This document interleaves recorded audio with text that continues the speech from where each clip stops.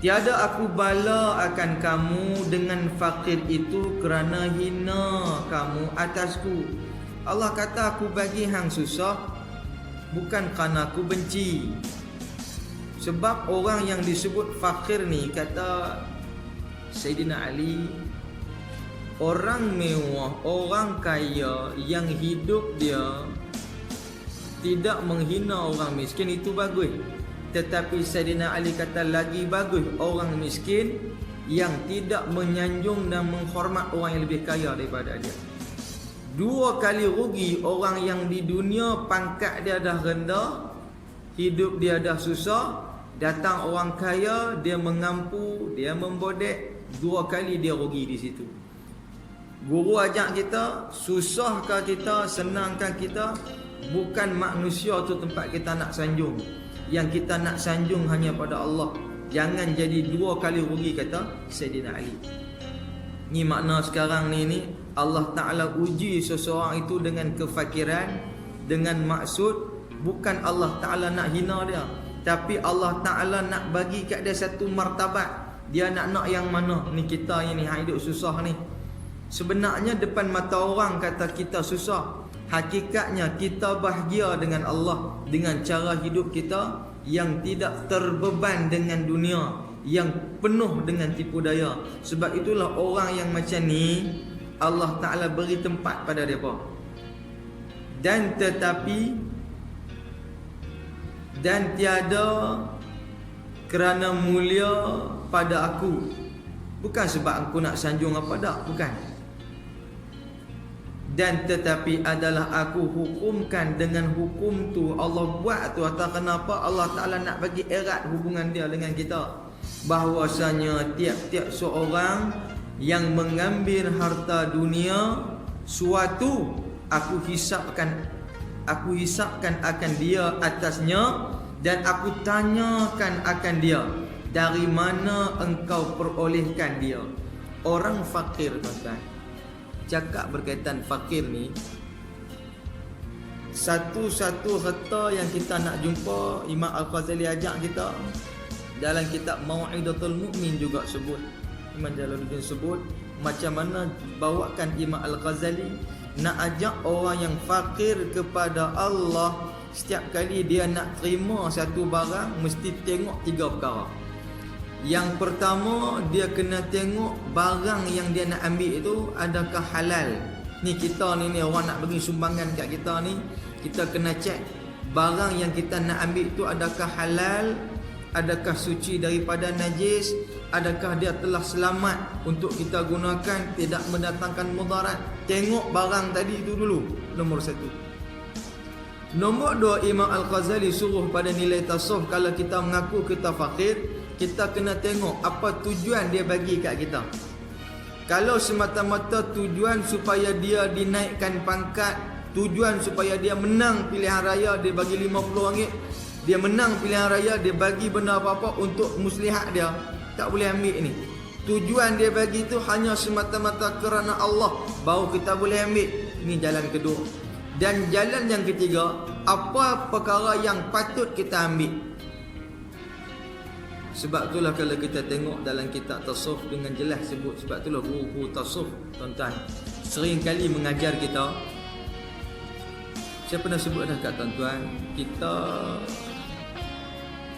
mari tahlil, orang buat tahlil dengan harap bacaan kita itu sampai kepada arwah yang kita baca. Kerana apa? Makanan yang dia masak, sehabis mungkin dia buat yang terbaik. Tetapi bila kita baca tahlil, kita baca Quran, kita baca zikir sambil lewa, apa yang Tok Guru Tasawuf sebut, tuan-tuan boleh tengok dalam kitab Mau'idatul Mu'min. Dengan jelas Tok Guru sebut, kalau dia beri makan, dia beri benda dengan tujuan untuk kita beribadat, dan kita tahu kita masih terlibat dengan dosa walaupun sedikit, maka Tok Guru sebut jangan ambil harta tu. Kalau betul hang nak sebut hang fakir dengan Allah. Tapi kita tak pernah fikir sama pangkat tu. Penuri kita rembatnya.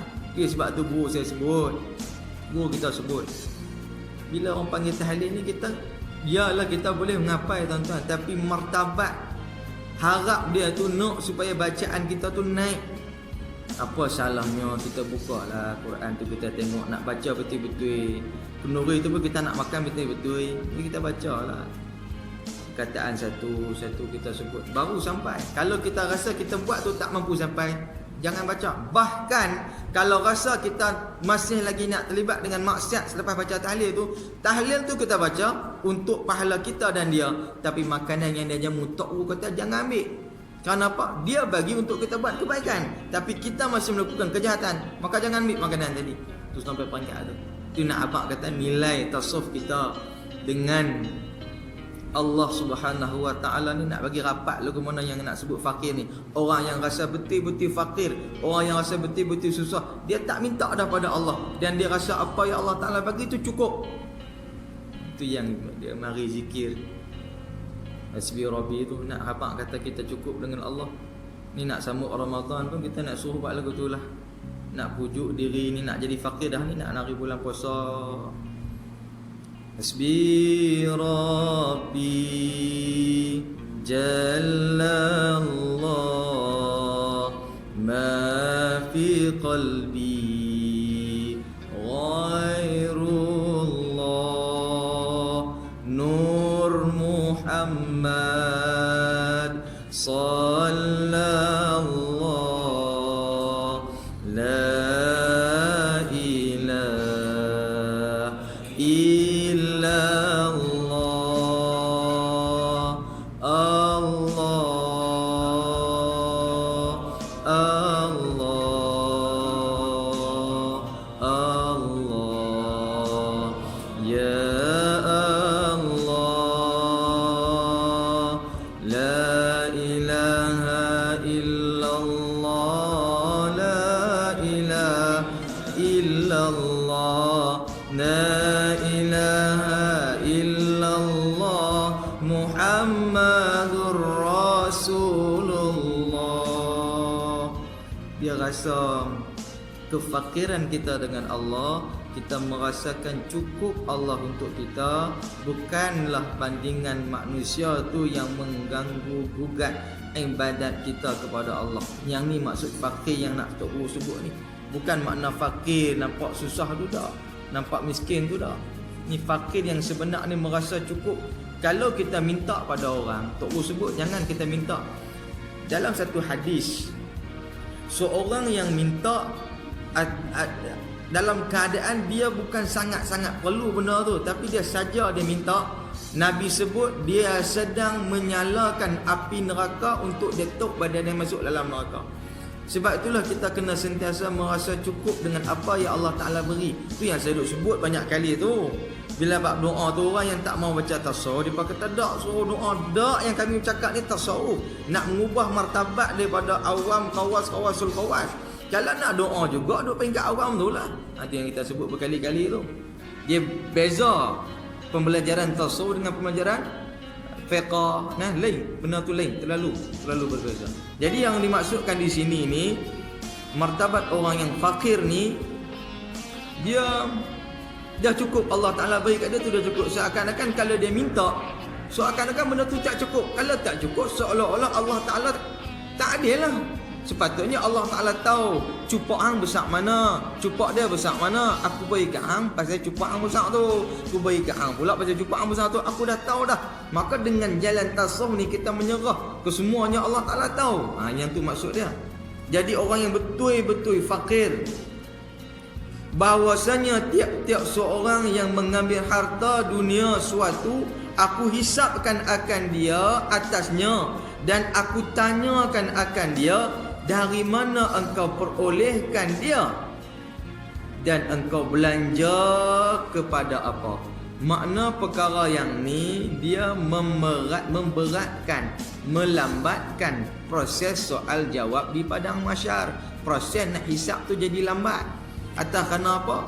Banyak benda yang kita ada, banyak benda yang kita dapat. Jadi kesemua yang kita ada tu, yang kita kata yang kita, sedangkan kita lupa semua tu yang Tuhan, maka kesemuanya tadi dihisap.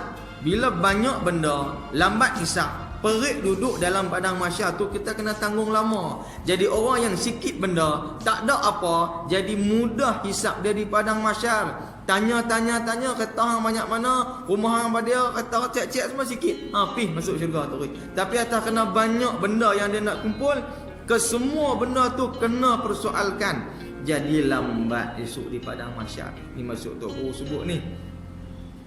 Yang martabat orang yang fakir, yang sikit, yang kurang ni Allah Ta'ala angkat supaya mudah hisap dia esok. Sebab hang tak ada, hang tak gaduh nak kena tanya banyak. Tapi bila kena ada tu jadi lambat nak kena tanya tu banyak. Lihat olehmu hai sekalian saudara, ni Tok Guru pesan kat kita, saudara dia seagama, se-Islam ni, ditanya akan harta dunia itu dengan dua pertanyaan. Allah akan tanya dengan dua pertanyaan. Ditanyakan dari mana kamu peroleh, ambil kok mana, dan pada mana kamu belanjakan. Makna kita bertanggungjawab dengan kerja yang kita buat, dengan hasil yang kita dapat. Kesemuanya itu dipersoalkan oleh Allah. Atas kenalilah sufi-sufi, orang-orang tasawuf, wali-wali tak mau terlibat dengan benda-benda lagu ni, sebab memberatkan urusan dia. Jalan orang meminta-minta ni pun Sayyidina Umar dan lain-lain sahabat marah perbuatan, ada dalam berbagai-bagai riwayat. Bila Sayyidina Umar tengok orang yang suka meminta-minta ni, Sayyidina Umar pukul dia dengan cemeti, kata duk minta-minta ni tak kena, Allah Ta'ala dah bagi cukup. Yang ni bahkan Sayyidina Umar kata hang kena pergi kerja. Tu yang kalau ikut kita tengok betul. Kalau kita tak mau bahasa tasawuf, jangan kita bersangka buruk pada kawan-kawan sahabat-sahabat kita yang duk tunggu depan bank tu, yang duk tunggu nak minta duit untuk mak naik ATM tu. Perbuatan tu andai kita kaitkan dengan Sayyidina Umar tadi, kalau ada Sayyidina Umar mesti dia kena pukul. Sayyidina Umar sebut hang ada tenaga, hang kena pergi kerja. Tapi bahasa kita ni yang tasawuf, yang tak selagu Sayyidina Umar ni, kita pergi tarik dia pelan-pelan abang. Abang kerja pun bagus abang, pada duduk tunggu nak hasil macam ni. Sebetulnya macam tu. Sebetulnya sebab ini ada sirah ni macam tu. Cumanya hati kita yang duk berbolak balik ni, jangan kita duk sangka buruk kada. Kalau kita tak mampu nak kita tegur ada, kita titik di situ, berhenti di situ, stop di situ. Kalau kita rasa kita mampu kita tegur, yang tu lagi baik. Tarik tangan dia, bisik pelan-pelan, awak abang tak kerja bang, abang nak cari rumah tak nak ni bagus dah, tapi abang duk cakung ni pada lohok ke asak ke isya ke maghrib ni, tak boleh apa, abang kerja apa boleh tolong mereka. Itu jalannya betul ya, yang sahabat sebut nah. Semua benda ni dipersoalkan. Allah tanya dari mana kita dapat, kepada mana kita belanjakan. Maka aku kasih bagi kamu. Maknanya Allah Ta'ala sayang kita. Allah Ta'ala tahu mungkin kita tak mampu kawal. Kan kita dengar ada cerita sepupu kepada Nabi Musa, Qarun. Mula-mula dia kata kat sepupu dia, tak apalah, mintalah kat Tuhan, aku boleh. Hakikatnya tak boleh, tapi sebab mendesak juga dia cabak Nabi Allah. Akibat dia tanggung sampai sekarang. Kisah dia menjadi hal-hal buruk. Asal dia tu sebenarnya orang yang ibadat, orang elok, tapi kerana tak mau dengar nasihat Nabi, itulah punca dia. Aku jadikan kamu fakir. Jadi bila apa saja hidup kita, kalau kita kaya, kalau kita senang sekarang ni, apa yang kita kena fikir, sentiasa kita kena tahu bahawasanya Allah Ta'ala sentiasa menguji kita dengan kesenangan. Ada berapa ramai orang salah sangka, melihat orang itu kaya menunjukkan dia bahagia. Hakikat bahagia bukan pada harta. Hakikat bahagia bukan pada senyuman. Bukan. Hakikat bahagia itu datangnya daripada ketenangan. Orang yang tenang diri, tenang dilihat, tenang semua keadaan, itulah bahagia yang dicari. Bukan ringgit tuan-tuan. Itu yang kita sebut ni, orang yang fakir ni jauh lebih untung. Masa dia susah pun dia senyum, masa dia senang pun dia senyum. Inilah orang yang benar-benar bahagia bersama Allah. Kita tak pernah tengok dia mengamuk, kita tak pernah tengok dia gelisah. Kenapa? Dia tahu Allah Ta'ala bersama dengan dia. Aku jadikan kamu fakir supaya ringan hisap kamu. Alhamdulillah, aku Allah Ta'ala tak bagi harta banyak supaya esok aku tak kena tanya banyak. Sahabat-sahabat Nabi semua sebut lagu tu. Lebih seronok diuji dengan kesusahan daripada diuji dengan kesenangan. Sebab tahu bila dan senang kita susah nak berdepan dengan ujian tu.